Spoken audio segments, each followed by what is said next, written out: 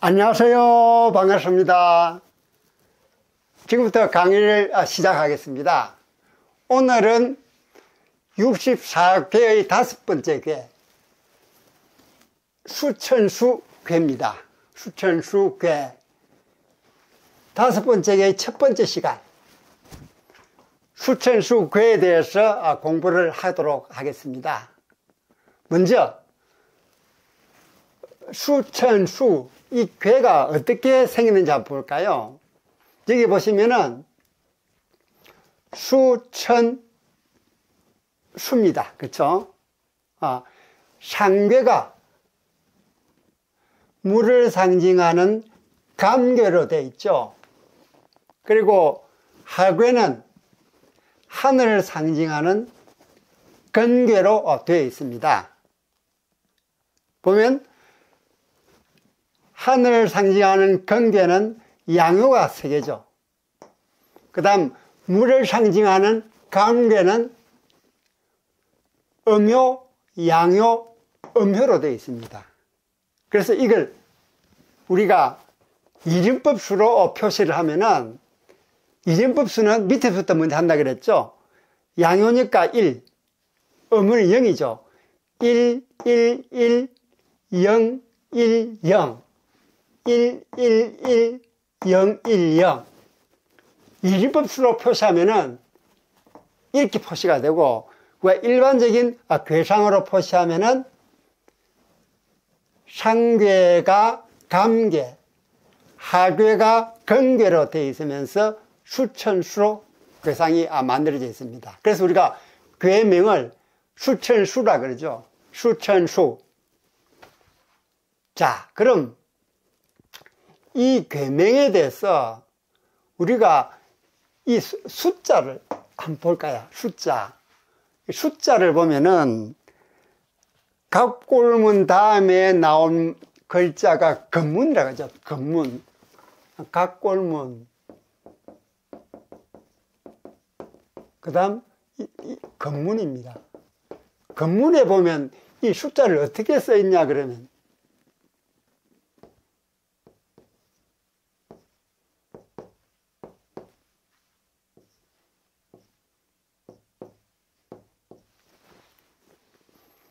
숫자를 이렇게 쓰고 있습니다. 건문에서는 이게 뭐냐면 위에는 비우자가 새겨져 있고요. 밑에는 사람이 그려져 있습니다. 그러니까 사람이 비가 오기를 기다리는, 비가 오기를 기도하는, 즉 기우제를 뜻하는 그런 글자를 띄고 있습니다. 그래서 이 괴명이 수천수이면서 괴이는 기다린다는 괴이가 들어갑니다. 괴이가 기다린다. 뭘 기다리냐? 비를 기다립니다. 비를 기다립니다. 옛날에는 수리시설이 제대로 되어 있지 않으니까 비가 많이 와서 홍수가 나든지 그렇지 않으면 가뭄이 들든지 그런 경우가 흔하게 일어났죠. 이건 하늘이 정해준 거기 때문에 이건 왕이 책임을 져야 된다라고 일반 백성들은 생각하기 십상이었습니다. 그래서 특히 왕은 이 비에 대해서 많은 관심을 기울일 수밖에 없었죠. 왜? 민심이 거기에서 좌지우지되니까요. 그래서 옛날부터 왕은 이 비에 대해서 상당히 관심을 가지다 보니까 이 기우제에 대해서 특히 관심을 많이 가졌습니다. 이 비단 이 기우제는 우리 동북아시아만 그런 게 아니죠. 유명한 기우제가 있죠. 인디언 기우제 들어보세요. 인디언 기우제. 인디언 기우제. 들어보셨습니까? 들어본 분도 계실 거예요. 가장 유명한 기우제가 인디언 기우제입니다. 이 인디언은 미국 애리조나 사막에 살고 있던 인디언들입니다. 근데 이 인디언들이 기우제만 지나면 반드시 비가 오게 되어 있었어요. 그래서 유명한 게 인디언 기우제라 그럽니다. 그런데 무슨 비법이 있었겠느냐? 물론 우리나라에서도 중국에서도 기우제를 지낼 때는 왕이 그 민심의 척도를 비가 제대로 오느냐 안 오냐에 따라서 좌지우지되기 때문에 온갖 방법을 다 동원해서 기우제를 지내곤 했습니다. 근데 한 가지 방법을 택한 게 아니었습니다. 여러 가지 방법을 다 동원했죠. 그래서 그 중에서도 가장 유명한 게 인디언 기우제인데, 이 기우제는 조금 전에 말씀드렸듯이 비가 내릴 때까지 기우제를 지내는 겁니다. 그게 100%죠. 이 인디언 기우제는 100%입니다.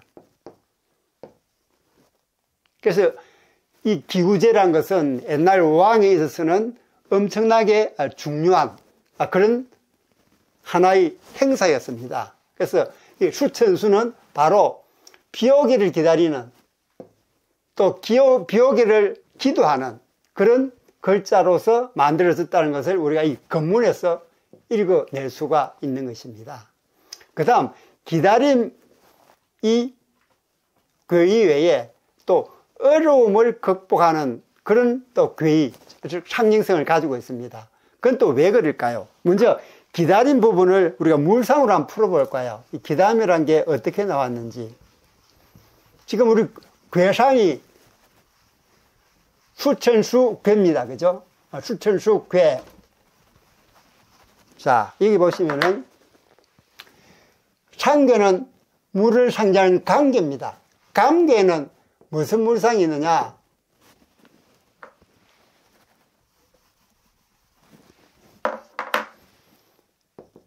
감괴는 맨 먼저 물이란 물상이 있습니다. 물. 또는 비. 우리가 여기에서 구름이 나온 것은, 구름은 바로 비가 되기 직전이죠. 그래서 괴상, 물상표를 보면은 구름이라는 건 따로 나오지 않습니다. 물하고 비가 나오죠. 그러나 이 구름은 비가 되기 전초 단계이기 때문에 구름도 감괴의 물상에 포함되는 것입니다. 그다음 물, 비에서 나는 구름, 그 다음에 우리 어려움이 있죠. 어려움. 우리 특히 물을 상징하는 감괴는 곤란한 어려움, 이런 부분들이 많이 포함되어 있습니다. 여기서 어려움이라는 물상이 들어가 있죠. 어려움. 그 다음 이 감괴는 또 달이라는 물상, 달, 별, 해 할 때 이 달입니다. 그래서 우리 음력은 달하고 관계가 있죠. 이 달은 이 감괴하고도 관계가 있습니다. 그래서 이게 여기서 이 달이라는 물상도 가지고 있다. 자, 하괴는 뭡니까? 건괴죠. 건괴. 건괴는 지금 무슨 물상이 있을까요? 건괴는 먼저 우리가 잘 알고 있는 하늘. 그 다음 군자. 그 다음 하늘, 군자. 그 다음은 우리가 호계를 한번 볼까요? 호계. 이제 호계 확실히 알겠습니까? 제가 계속 호계 얘기를 지금 하고 있습니다. 몇 시간에 걸쳐서 연속적으로. 자, 호계는 제가 말씀을 드렸듯이 초효와 상효를 제거하고 2, 3, 4, 5효로서 다시 괴를 만든 게 호계라고 말씀드렸죠. 그럼 호계는 어떻게 만들어지냐? 2, 3, 4, 5를 네 호계로 하고, 자, 2, 3, 4효를 네 호계로 만들어 볼까요? 자, 2효, 3효, 4효. 다, 아니죠. 4효는 음효다, 그죠? 음효입니다. 자, 2효, 3효, 4효가 네 호계로 하고, 3, 4, 5효를 왜 호계로 한다 했죠? 3은 양입니다. 양. 4호는 음효죠. 5효는 양효입니다. 자, 이게 수천수괴의 호계입니다. 이건 어떻게 됩니까? 한번 화택규가 되죠. 이게 불을 상징한 이계입니다. 밑에 게 운물을 상징한 태기가 되죠. 운물을 상징, 연못.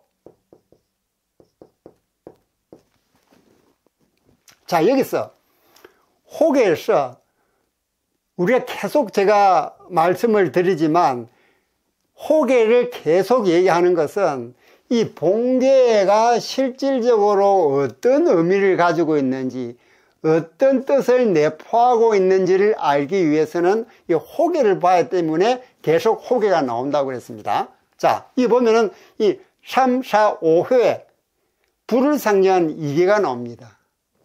이 이계는 해를 물상을 가지고 있습니다. 해의 물상을. 그래서 이계는 해의 물상이 있다.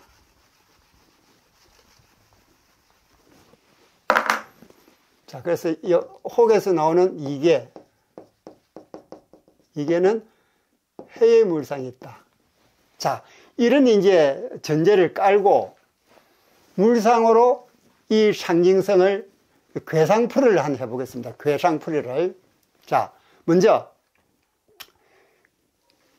수천수계의 본래가 가지고 있는 궤의 기다림.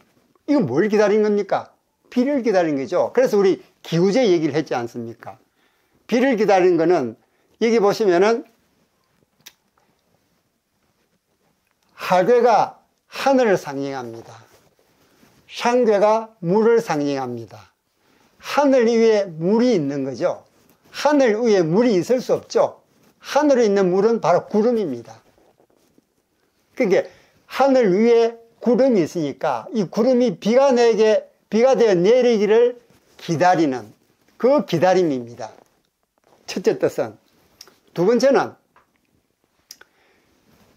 하괴가 하늘을 상징한 건개입니다. 건개는 군자라는 물상을 가지고 있습니다.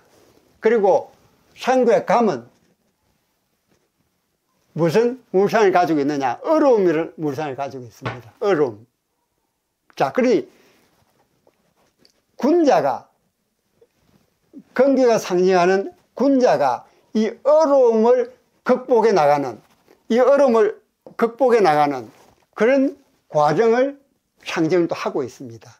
그러니까 자연적으로 보면은 하늘 위에 있는 구름이 비가 되어 내리기를 기다리는 그 기다림.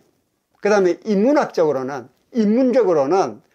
군자가 이 어려운 감계를 뚫고 올라가는, 해결해 나가는, 어려움을 극복해 가는 그런 물상을 어려움 극복이라는 궤의도 동시에 가지고 있습니다. 그리고 이 기다림은 첫 번째는 비를 기다리는 거죠. 그죠? 제가 말씀 비를 기다렸습니다. 두 번째는 뭐냐면 여기에 보면 이 감은 달을 상징합니다. 달을, 그죠? 그 다음 혹에서 3, 4, 5효는 이계니까 해를 상징하죠. 해를. 그러니까 달과 해를 기다리는, 즉 때를 기다리는 그런 기다림의 뜻도 같이 포함되어 있는 겁니다. 그래서 이 기다림은 비를 기다리고 때를 기다린다.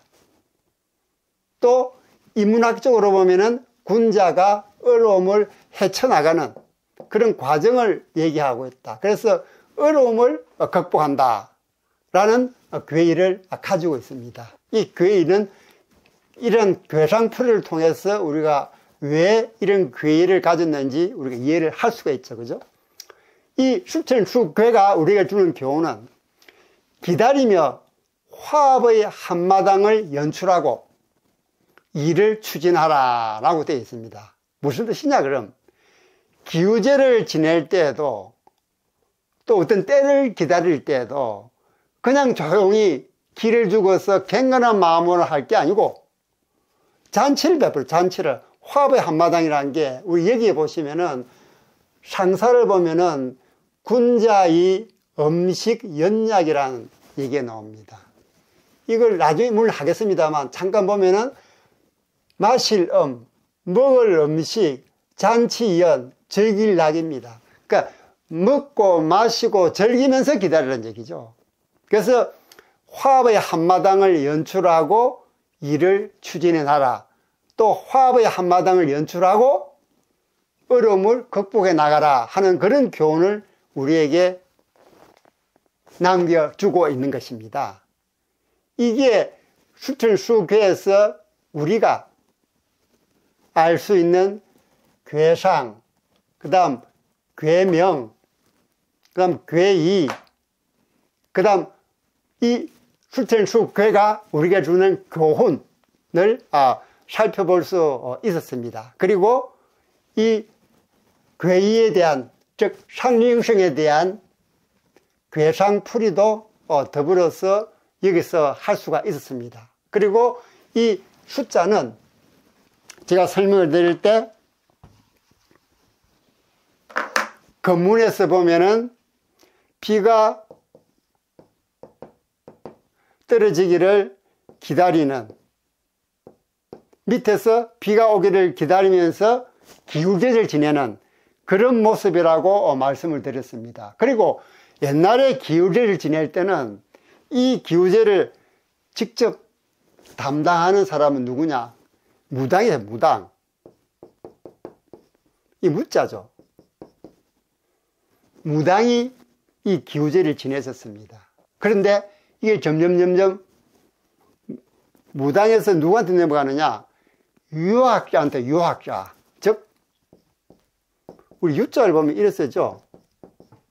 다시 한번 써볼까요?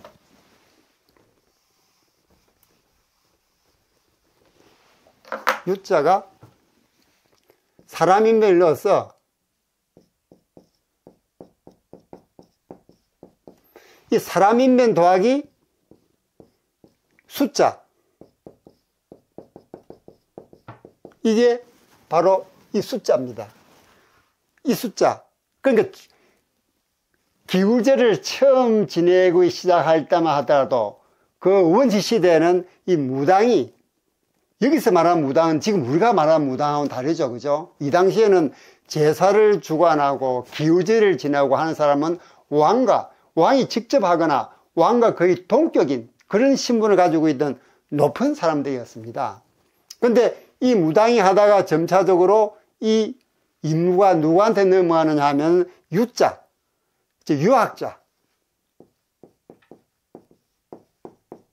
유학자한테 넘어갑니다. 그래서 장태염이라는 이런 사람은요, 이 유학자 유자가 다름 아닌 이 숫자에서 넘어온 것이다. 그래서 이 숫자와 사람이 되어진 유자는 결국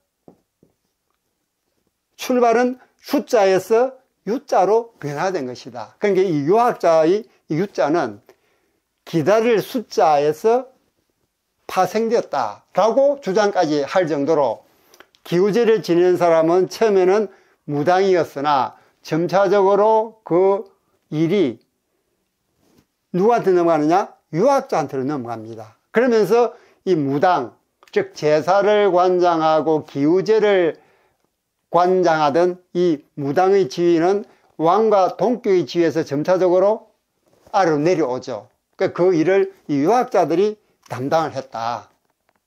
결국 왕이 이제 완전 1인 체제를 구축하는 그런 시기가 이 시기에서 일어나는 겁니다.